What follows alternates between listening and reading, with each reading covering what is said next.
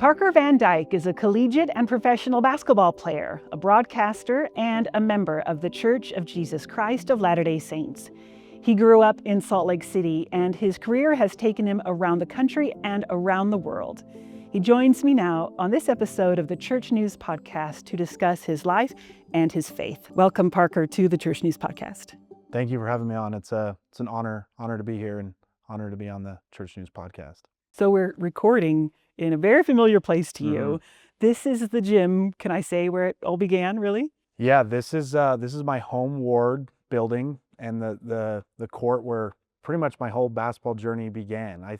I spent so much time in this gym, working on my game, and I don't think anyone has taken more shots in this gym than me. And so it's a humble gym, but it's beautiful to me because, yeah, this is where I grew up coming and working on my skills, and it's also a place where I grew up coming to church and rubbed shoulders with my neighborhood and my community, and really was the foundation of my basketball, but the foundation of my testimony as well is in this building. I've met some of the members of your ward, and they all told me, he is such a nice guy. I'm so excited you're talking to him. You have fans, not just of your basketball career, but of you as a person, of your life, and that was really sweet to hear. I'm glad you're able to meet some of them. I'm so grateful as I look back on the people I was able to grow up around. The people I was able to rub shoulders with is the best that the world has to offer, honestly. And they're a big part of what I was able to accomplish in my basketball career and who I am today. And so I'm so grateful for all the leaders I had, and all the people I grew up in this neighborhood with. And they're a big part of my journey. I like to call this, this church, this gym, this is one of my Waters of Mormon places. A place where it's beautiful to me because it's a place where I was able to come to the knowledge of my Redeemer. And so it's special to be in here and do this interview. You've got two brothers and family that supported you in all the time. They would drive you here to play basketball. Of course, yeah. As I was driving up here and as I'm in here now, I'm reminded of all these memories of me and my brothers getting in the car with my dad on January days like today, and we'd come to the gym and play, and some of the most best moments of my life.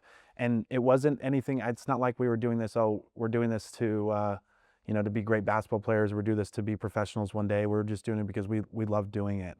And so my family is also such a huge part of my journey. My parents were so supportive and laid the ground for me to be great. And then my brothers as well. My older brother especially, he was the one that had the initial drive that I kind of followed. And it all started in this gym. That's so amazing. We're not far from the University of Utah. You grew up watching them and that basketball program, and then you joined it. What was it like to start for the Utes? You were a childhood fan, and then you started for them. A dream come true, honestly. Growing up, going to the Huntsman Center, and again, it was such a big component of my family.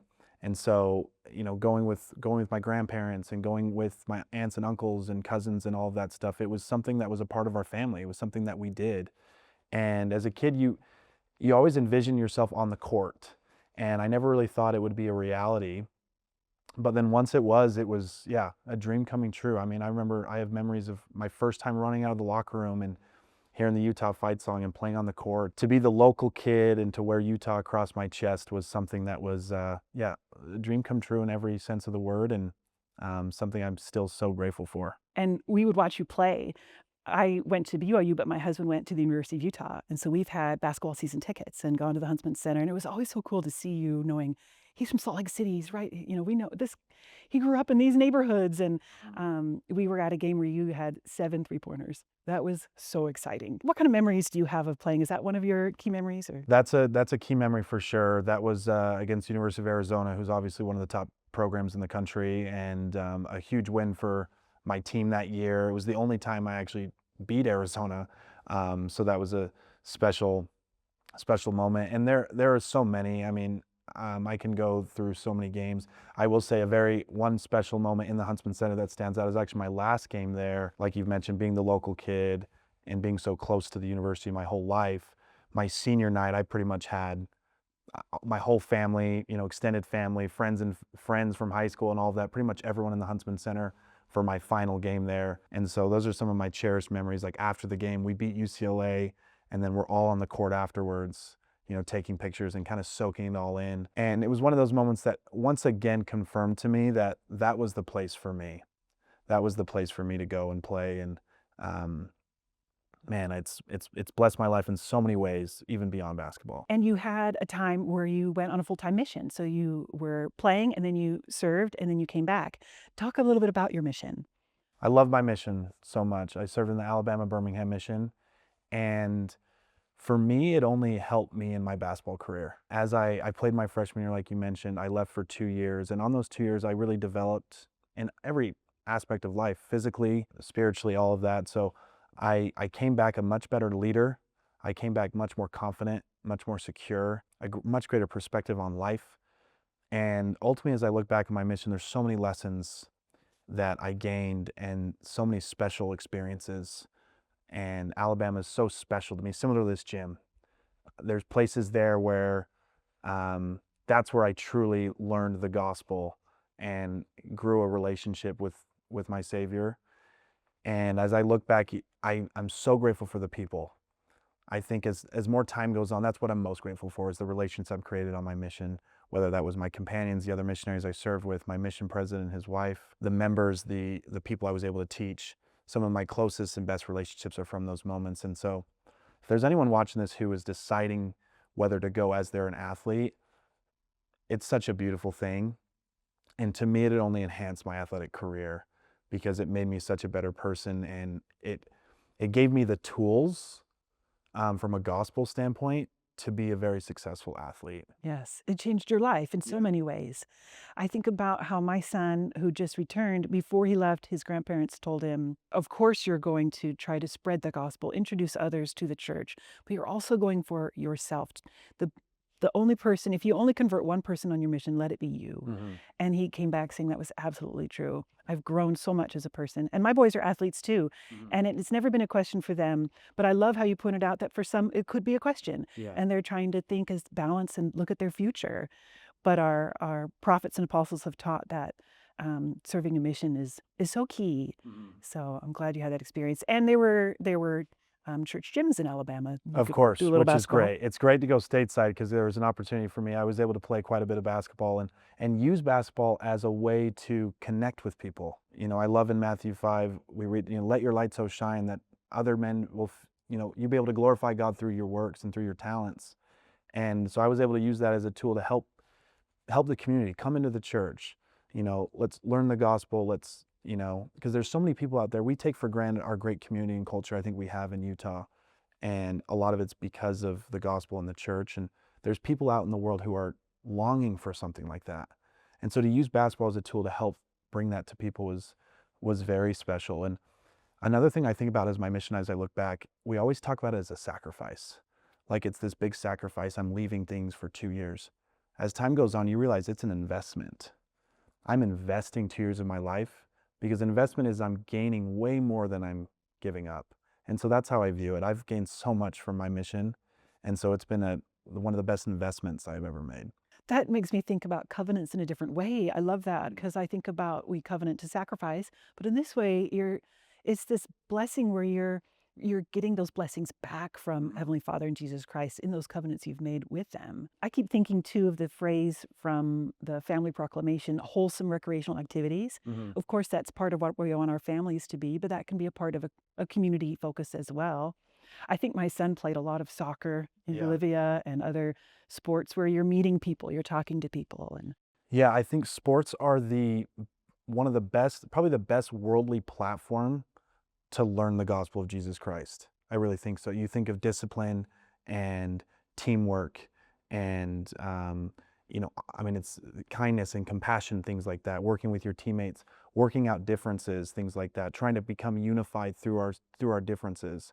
To me, that's the gospel. As I think about memories back on this court, I was kind of learning those attributes without even knowing that I was. And so I'm grateful for that aspect of sports that can bring people together and use it as a way to apply in a gospel-centered life. yeah, I love that. I can imagine you and your dad, or your brothers on this court, and he's not saying, pause. We're going to stop a moment and talk about this lesson. It's part of that as you're working together and playing and learning and practicing and building on your skills and everything. I think too about spiritual self-reliance and building that. I love how you connected that with sports. That's really cool. Yeah, I think the older you get, you realize it's all connected. It really is. And so I think about, on my mission or at times in this building, as I was like working on my game in this gym, and then on Sundays I was going to young men's and I was going to sacrament meeting and I was serving, things like that. They were all kind of interconnected. And that's just a beautiful thing that I've been able to realize through a talent that I've been blessed with. And I'm forever grateful for that connection. I was forever grateful to be able to utilize that to help people come unto Christ while I was a missionary too. I want to talk about after college. You then really had the opportunity to play around the U.S., but around the world too. Talk about some of your years playing in Mexico and Europe and all of those things. Yeah, when I finished my career at the University of Utah, I wanted to continue to play. And the beautiful thing about basketball is there's plenty of opportunities. Even if you don't make the NBA, there's basketball leagues all over the world. Got a great opportunity to play in Mexico, which was a great experience. It was cut short, unfortunately. COVID hit, which delayed some things in my life. And I learned a lot during that time because doors weren't necessarily opening that I wanted to open and I felt like I deserved. But through continued patience and continued working, doors began to open. So I was able to go to Europe. I started in Estonia, which was another rough experience because it was the middle of COVID. But then once again, that opened another door to go to Germany. And I was there for 2 years, which was an amazing experience. And then Spain after that. And so I look back at my time in Europe and again, it's these moments I'm so grateful for. They weren't easy, but through faith and through persistence and kind of relying on God's timing, there was opportunities that presented itself. And there's sometimes times when you are waiting for that door to open and you want to give up. But right before you're about to give up, if you just keep going a little bit longer, something will open. And I learned a lot during that process. Faith and trust and perseverance. And yes, absolutely. And probably met a lot of really amazing people too over there. I did. Great people I still am connected with. And again, as time goes on, it's the relationships I'm most grateful for. I remember great games and great moments, but it's the teammates that you have, it's the coaches you have. It's, the beautiful thing we take for granted again here in Utah is the organization of the church, where I can go anywhere in the world, any of us, and there's a church there. There's a community there.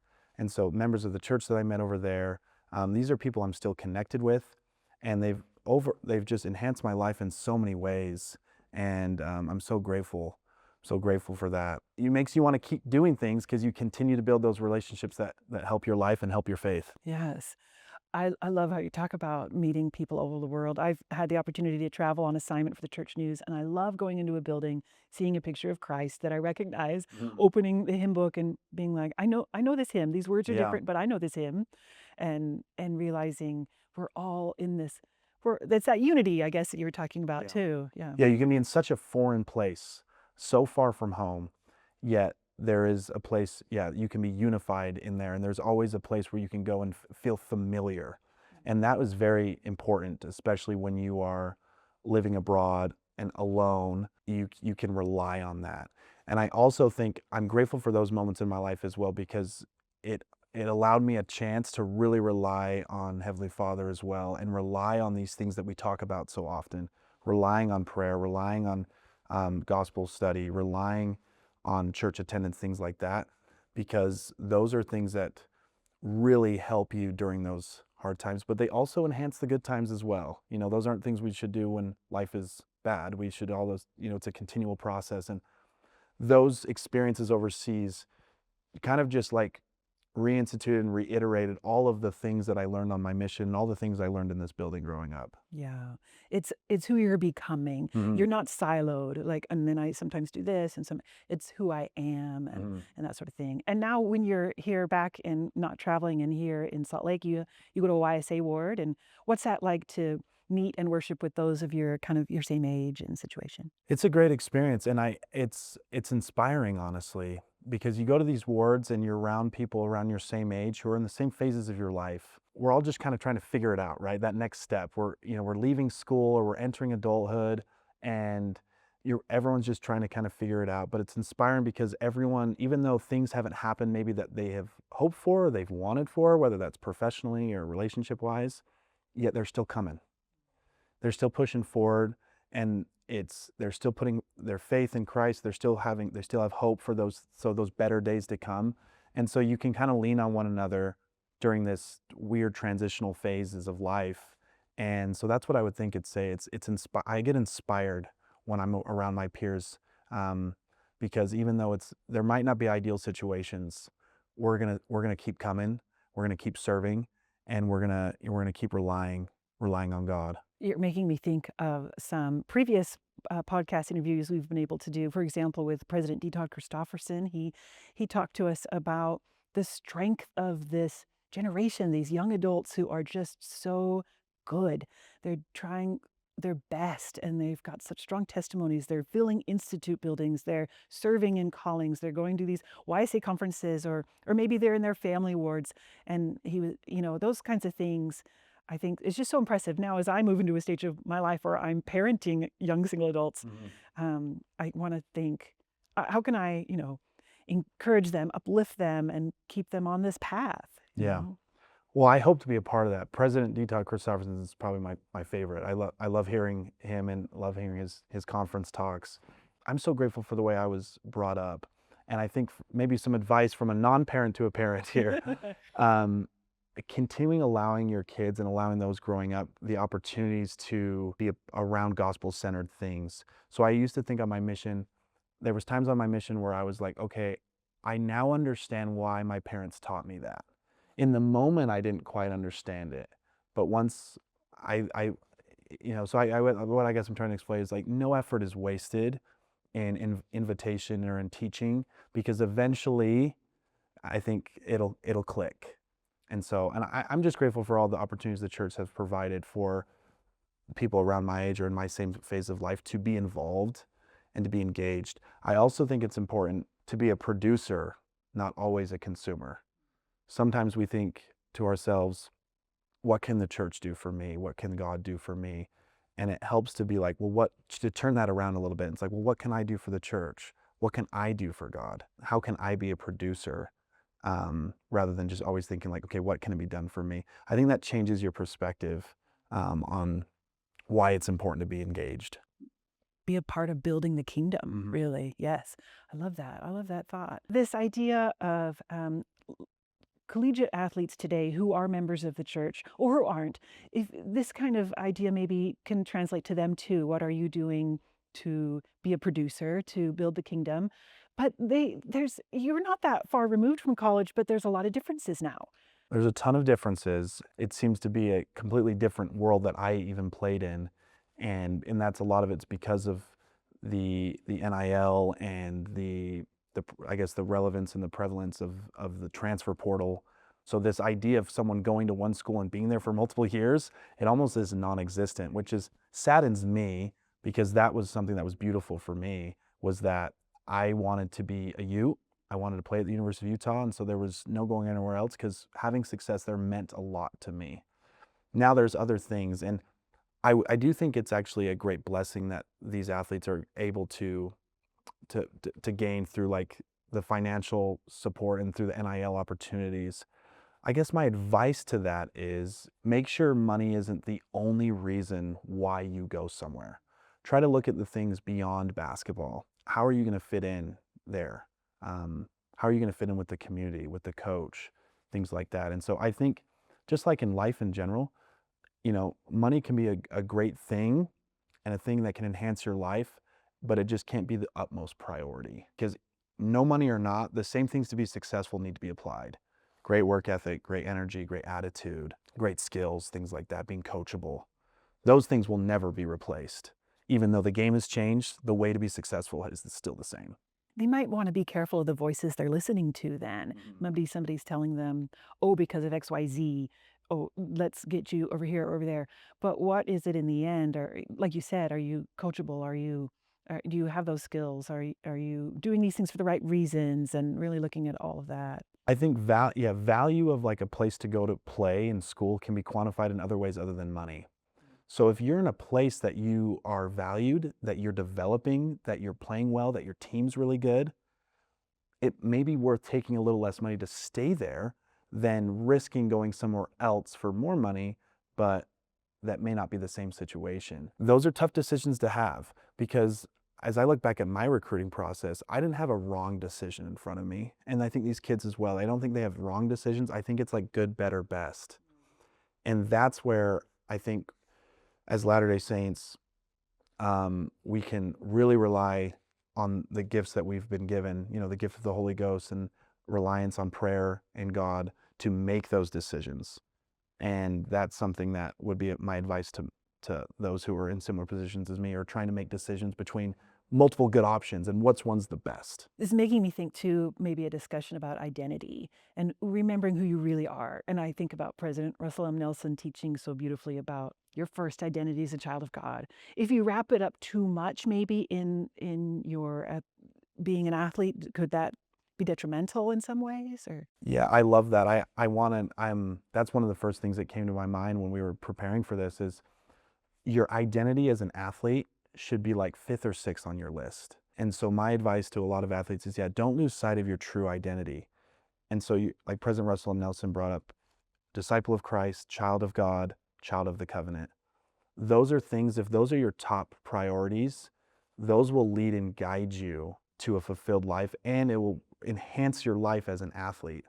And so that's one of my things that I've always strived to be is I want to be a disciple of Jesus Christ first. If I strive to do that first, then the other things in my career will tend to fall in place.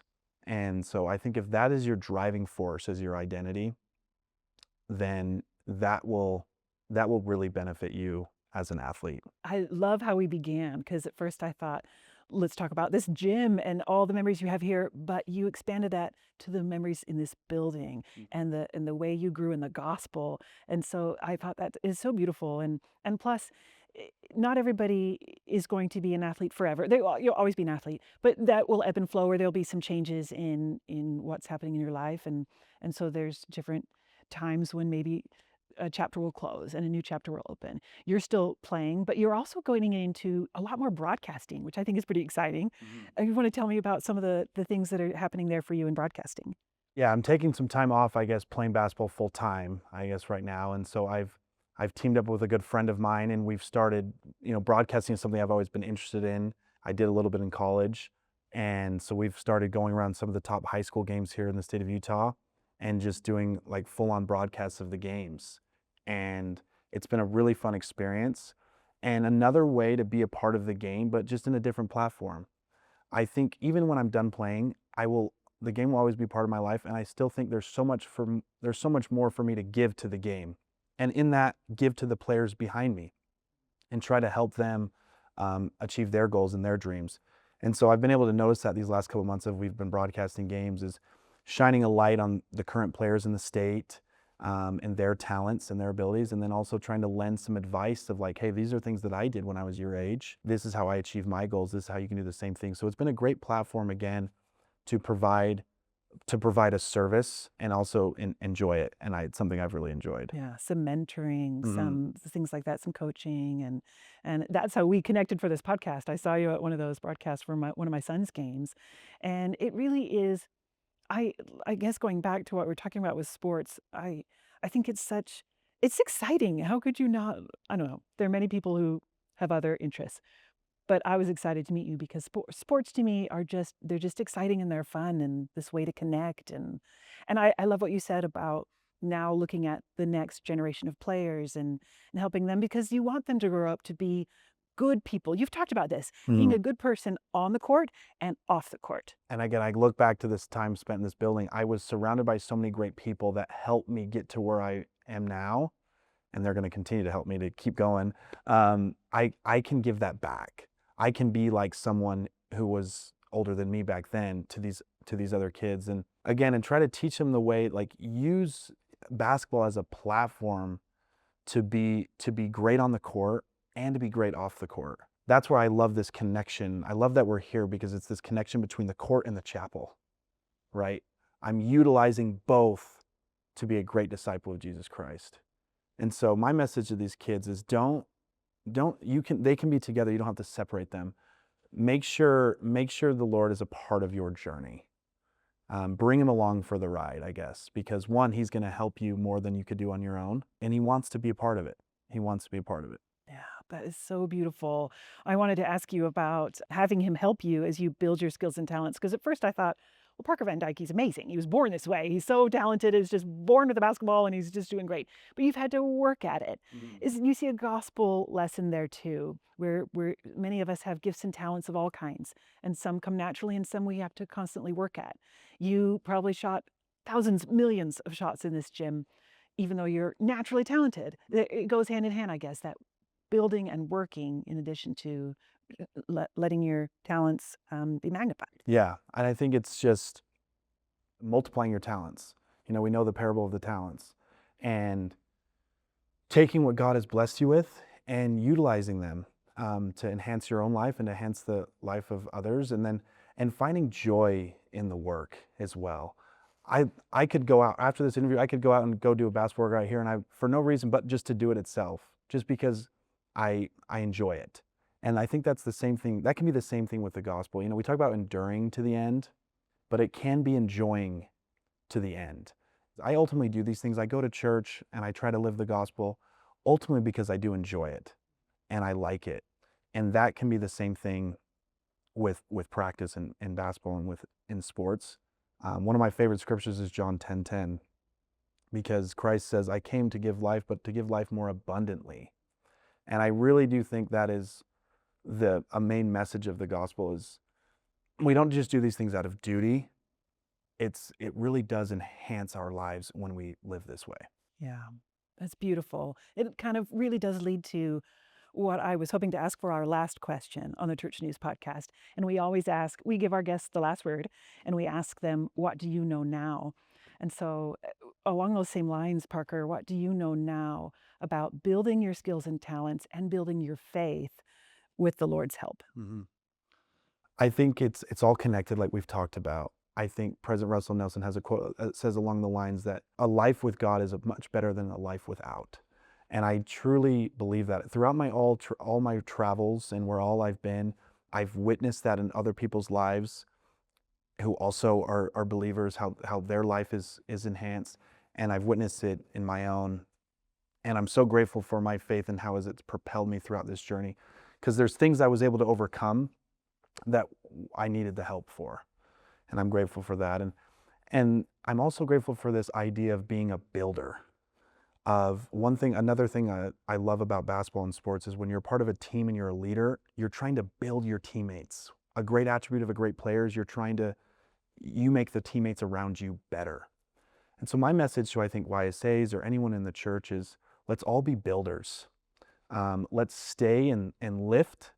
It's easy to leave or it's easy to tear down, but let's build and uplift and fight the urge to tear other people down or fight the urge to leave, but let's stay and lift. We need the Lord, we need the church, but the church and the Lord need us as well. And so let's be builders.